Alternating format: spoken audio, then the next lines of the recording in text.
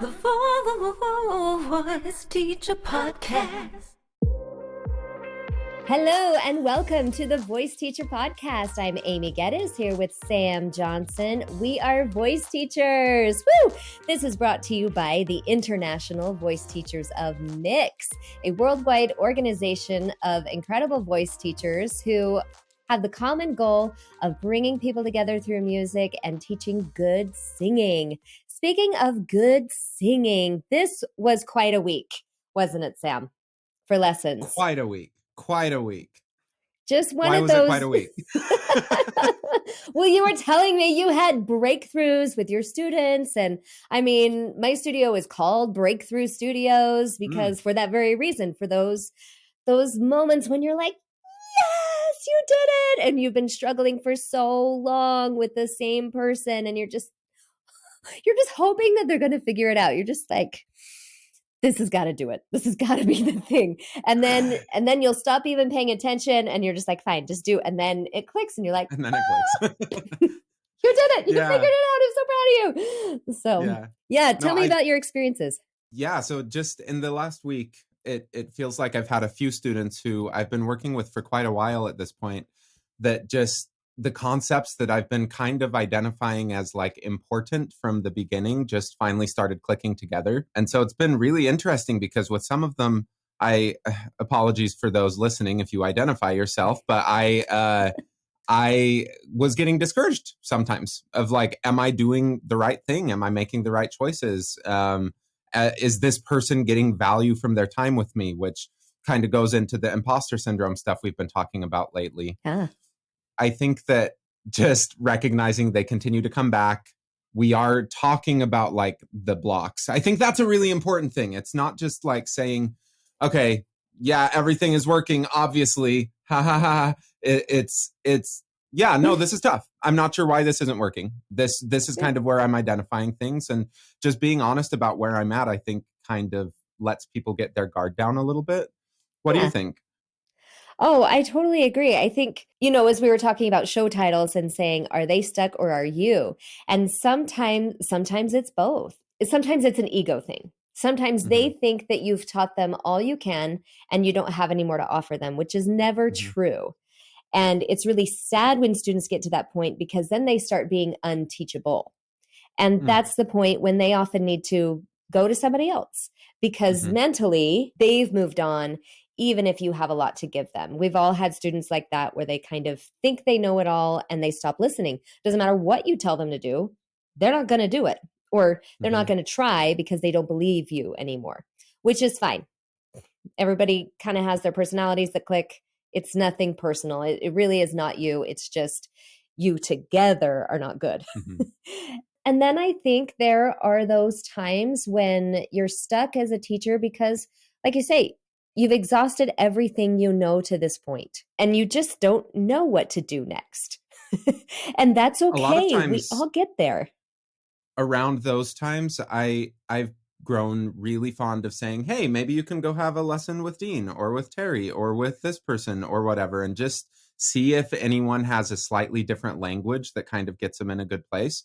And fortunately, neither of those teachers have ever stolen any of my students. So there's so much competition and ego wrapped up in all of this. But if we look at it as a collaborative thing, I think our students see like, oh, they legitimately care about me. They want me to make progress, and they're offering things that, seem kind of weird. It's like most people don't suggest, hey, go take karate from the other studio down the street. If this is Cobra Kai, you're not saying, hey, maybe you can go check out what Johnny's offering. Well, and it takes great confidence as a teacher to know that you can successfully bring in another party or another teacher. I think in the early days, before I really knew that ENTs would help you or speech pathologists were there to work with you, I just dreaded telling anybody that I thought they had a vocal problem because I wasn't experienced enough to diagnose it. And I didn't know that students would come back. I didn't know that they would appreciate being told, hey, you've got something that's beyond me. I thought I had to know it all. I thought I had to be the answer to all their voice problems. And And that was it. And now Mhm. I don't even touch the stuff that I think is medical. I just say, Mhm. look, I'm not a doctor. I do not have that training. That's beyond my pay grade. That's for someone Mhm. else. But guess what? I want you to go work with them. And then they send them back. Or sometimes once I have plenty of students that have come just from the SLP who said, look, we've got them to the point where they're healthy again. They want to sing. So they send them to me to get them singing again. And it's a Mhm. wonderful trade-off. I think you're really shortchanging yourself as a teacher if you don't have the confidence to say, let's share.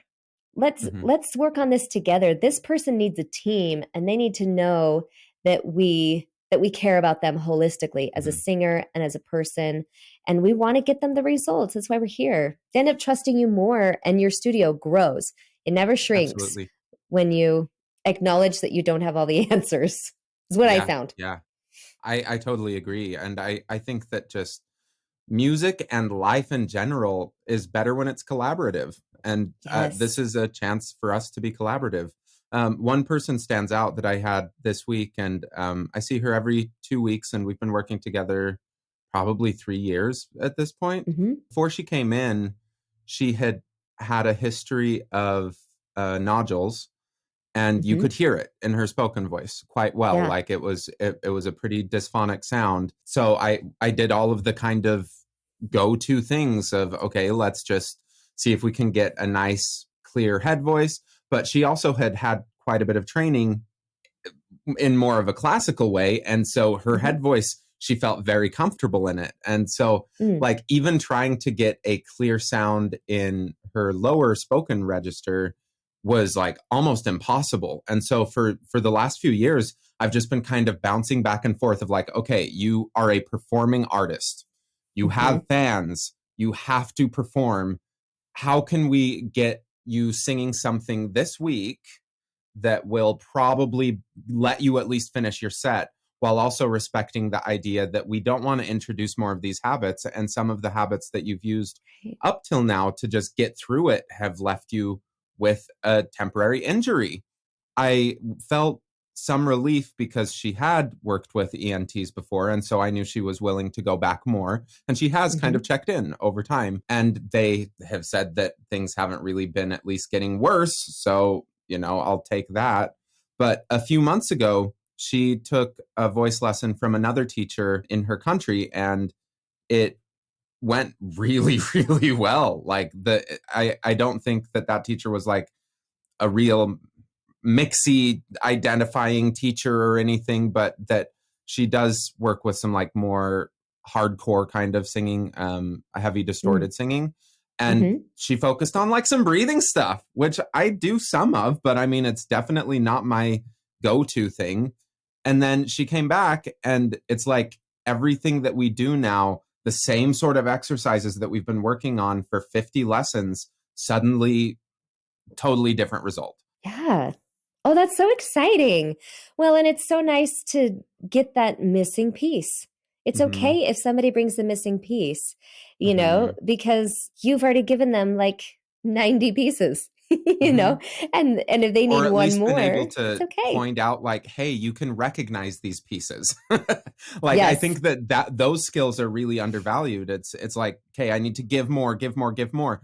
I really look at my job of as teaching people how to just be aware of the whole system so that they can start talking Mm. about it with other people and recognize whenever they're on the same page with another teacher, because there are so many voices out there using slightly different terminology, and if you don't really know how that fits in with the totality of you as a singer, it can get really confusing.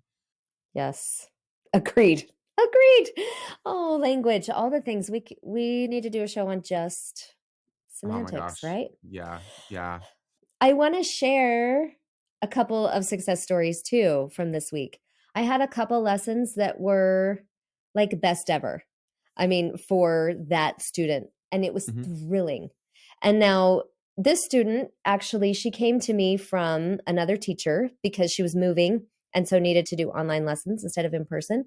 And I'll be honest, she's been kind of a hard nut to crack. Pitch has always been a real struggle, just getting her to match the pitch. And I feel like for months now, probably a good 6 months, we've been doing little things like really just learning a 5, 4, 3, 2, 1 and really listening to that, because that's kind of the only thing I could get her to match. And then putting that into the songs a little bit at a time. And then 1, 2, 4, 3, kind of helping her see the difference, that numbers indicate that, oh, this is higher, this is lower, and this is how you might navigate through that. And the other day it was magic. It was like, oh, you're doing it. You're doing it in the song, and you're on the pitch, and you're getting power, and you're getting energy. And maybe not every note is 100%, but wow, look at how many notes there are. And it was just so rewarding to see somebody who wants it so bad and who is willing to put forth the effort, willing to, do whatever it takes to make a lesson time work and show up and do it. And that's kind of another way you get out of those ruts or those places that you're stuck. Sometimes you just have to keep going a little farther. Like you're almost there. Yeah. You just maybe can't see that last step, but if you just take one more, you actually will be there. And then you'll look back and go, whoa, look at all that I did. And I did get there. I did get to this milestone, this benchmark, because there is no finish line. It's all about what's the next benchmark, the next progress step, the next thing. Just keep asking, what's next? What else can I do? And for her situation, we really didn't change the approach much, but it just needed more time. It just needed time. It just needed to do it again. So I think teachers need to remember that it's okay if it seems like it's taking forever, because some people take forever, and it's fine. That's, it's like you say, they're showing up, they want it. I have a success rate with new students of usually getting them into a good place pretty quick within a lesson or two. And honestly, so whenever first time new students are probably the easiest sometimes. Exactly. And it's so ta-da, magic. Sometimes I do think that it's discouraging when, we're 3 or 4 lessons in and they aren't professional singers. But then I look at my career and I've been in lessons forever. And there were moments all the way through that I felt like I was having these big breakthroughs. I hope my teachers were also noticing that kind of progression. Yeah. But even on the times that I did feel stuck for a long time, I wanted it. And I had my own reasons for wanting it and for going through it. So yeah, I think it's really cool when we find these students who just want it. And I think that within that, you have to have these next benchmarks, yes, but also you have to be able to appreciate just the joy of singing and why we're singing in that moment, and start bringing out those things as important now and as available to start doing something now. Like with that student you're talking about with matching the 5, 4, 3, 2, 1s and everything. A lot of people take it for granted that that's just a given, that music is playing all the time and people are going to be able to hear those kind of relationships. But that's just not true. It's just not true. And so for them to be able to say, I am a beginner and I am okay with being a beginner, and I am going to be vulnerable in front of someone that it is kind of a given that this is just a thing that they never really had to think about, that's really scary. And the fact that they're able to do that shows a lot of comfort. Well, and if somebody's showing up and putting the effort into it, man, you give them your best, because they're the ones that need it the most. I have another example that I'd kind of like to talk about. This student that has been working with me a lot less time, I think we've been working over a year at this point, but we only see each other once a month. She has wanted to sing more music theater stuff, and some of the rep that she's brought in has required a beltier sort of tone quality or, just at least a basic mix kind of thing.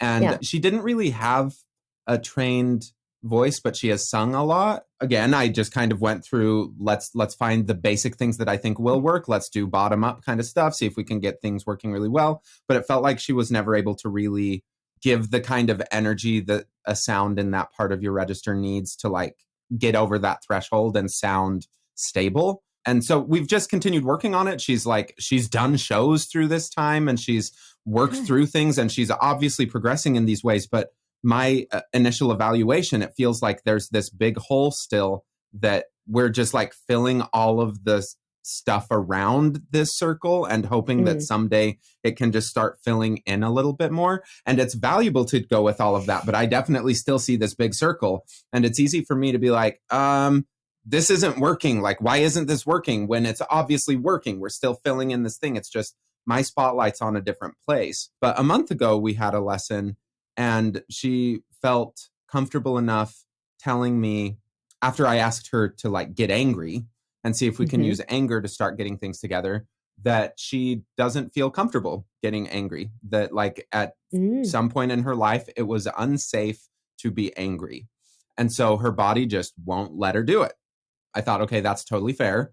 Totally fair. We still need to get this kind of sound out though, and I'm running out of solutions.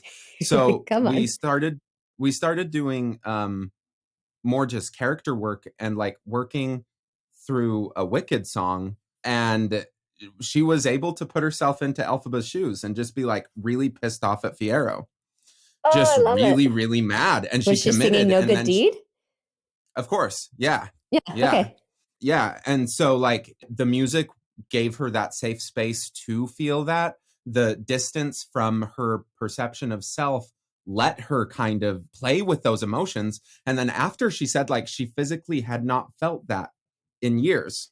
Just the sensation, the physical feeling of anger, and that it was like kind of exhilarating. And then we had another lesson this week. Like we're kind of switching our focus. Like she wants to do a lot more of the kind of legit golden age music theater stuff because she's in Oklahoma right now. And so we kind of started with that and worked really, really high. And then I was like, okay, Richard says, if you can vocalize up here, the octave under, you can pretty safely assume they're going to be able to get that belty thing. And it finally worked. Like she vocalized up to the E-flat-6, and I'm like, okay, I think you can get it. And it finally worked. Like everything just kind of came together. But my spotlight had been on this big thing in the middle that for a lot of people, like, yes, this one exercise just fixes it and it's perfect. And then we can build out from there. But going the other way, it was so rewarding. And whenever people are willing to talk about like the emotional impact that it has on them to work through these things, I really relate to that because I don't think you get into this job without being incredibly emotionally connected to the act of singing and having been through some of the roller coaster of doing it well and doing it in ways that you don't feel comfortable and all of the other emotional crap that comes up with it. It is a lot. Yes. Well, I mean, and there in the past, like I've mentioned that I struggle with anxiety at times, but you know, there are songs that I definitely like, I can't even sing. Like I can't go there because they're trigger songs. They trigger anxiety attacks. You know, I've always been very selective in what I sing because I have to make sure that emotionally I can process it enough and not hit a spiral. So that's why I like to sing really happy things. Okay. Everything's like bright and bubbly. That's why like Sondheim and I don't really get along. Things like that. But well, and also, okay, well, there's a lot of reasons Sondheim and I don't get along. But moving on. Yes, emotions. This is going to turn into another Sondheim debate. We're going to go another 45 minutes, and it's all on Sondheim. That's going to be another show. We'll do one just on that. No, I wanted to share. I have another student who I saw for the first time in probably about 6 months. I taught her for a couple of years. Senior year, she decided to stop lessons and anyway, but she had a thing coming up. And so she wanted a lesson for it. And this student has always been so fascinating to me because she was one of those ones that I felt like, man, this just isn't working. How can I get her to feel this? She wanted to be really hooty. She lives kind of in the back and everything's a little bit more, ooh, but she sings a lot of pop. And so it was a puzzle to me. I'm like, how can I get her more connection? How can I get her into that brighter, a little bit more forward, a little bit more sound, just stronger connection. Anyway, all the nasty stuff in the world did not work for her. It just was not going to be there. She just couldn't get on board. It just felt too foreign. It was so uncomfortable that there was no way she was actually going to practice it. Suddenly, the light bulb went on and I realized, you know what? She doesn't need to be nasty.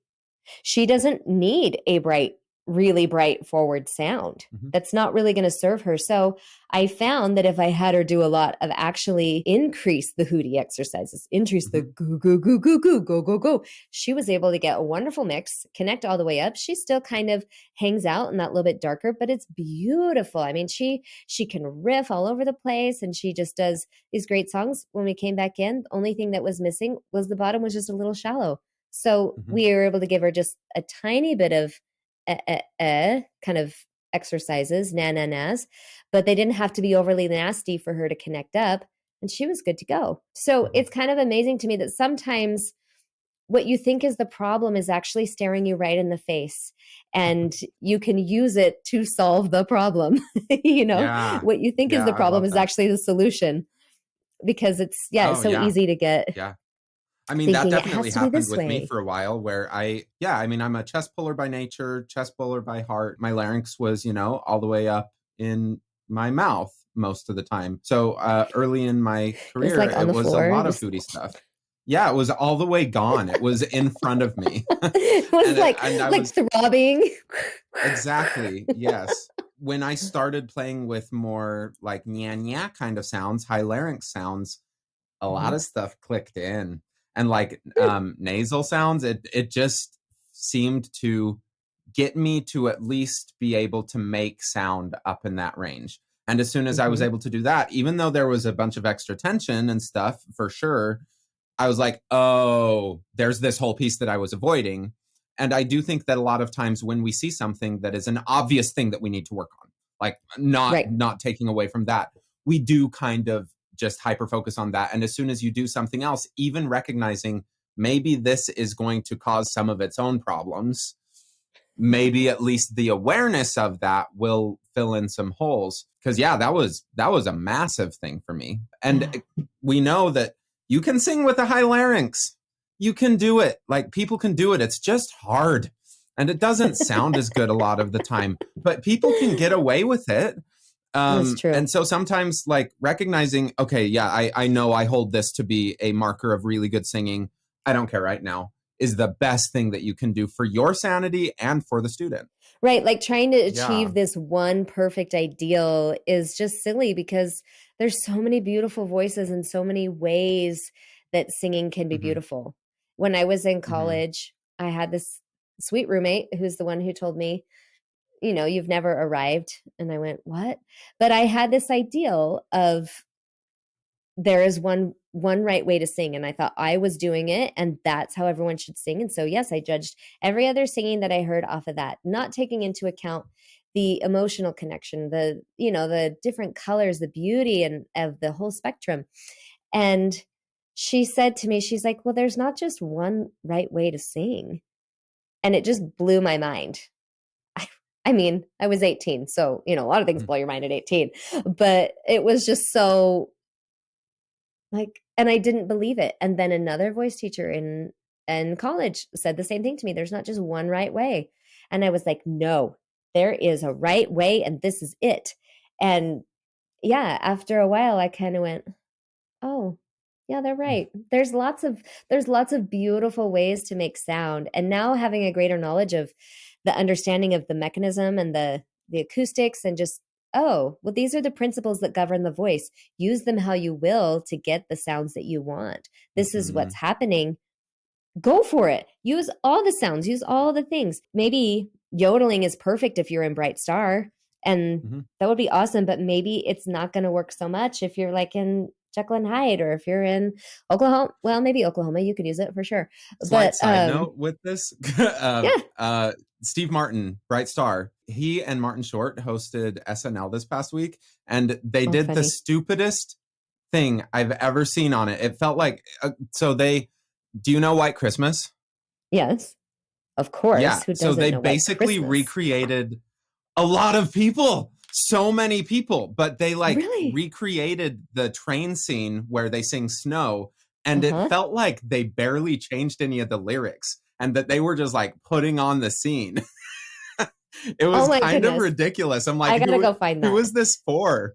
It was really, really funny. And then at the end, there's just like one very large twist. And I'm like, was this whole buildup just like, no, we are this scene right now. We're committed just for this one twist. Who is this for? It was so funny. It was for me. Oh, it was for you. It was for you Yeah. people who have a special place in your heart for White Christmas. I love it. Yeah, exactly. Speaking of Christmas, any fun Christmas performances or fun Christmas things that your students are doing right now?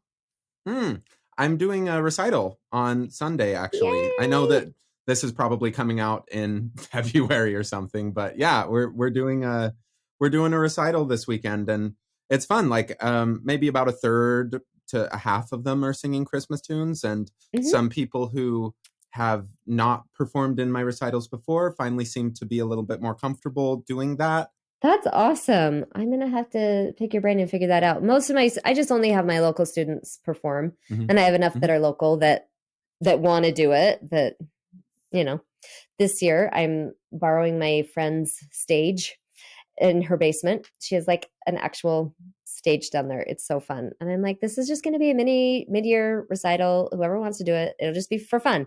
It's kind of nice to do something that doesn't have a lot of pressure. It's just, look, if you want to come sing. If you don't want to, Yes, that's fine. We'll do a big one at the Yes. end of the year. And as soon as I can get a theater to rent me some space, that'll be awesome. I have a few students who are like, I've asked them to sing this Sunday, and they've told me like, I'm probably going to bail. I'm like, that's totally fine. Just text me day of, and we'll figure it out. Yeah. Like we can have this set for you, but like, you don't have to actually eat at the table. Like it's totally fine. You can for take it to your room. That's prepare fine. for this. Yeah. And I think that with some people, you need to just have that option to kind of feel nervous leading up to it and feel safe enough to do it or to bail. And then sometimes I think it sets up an expectation of like, the next time it's going to be even easier to bail because you already set up that expectation.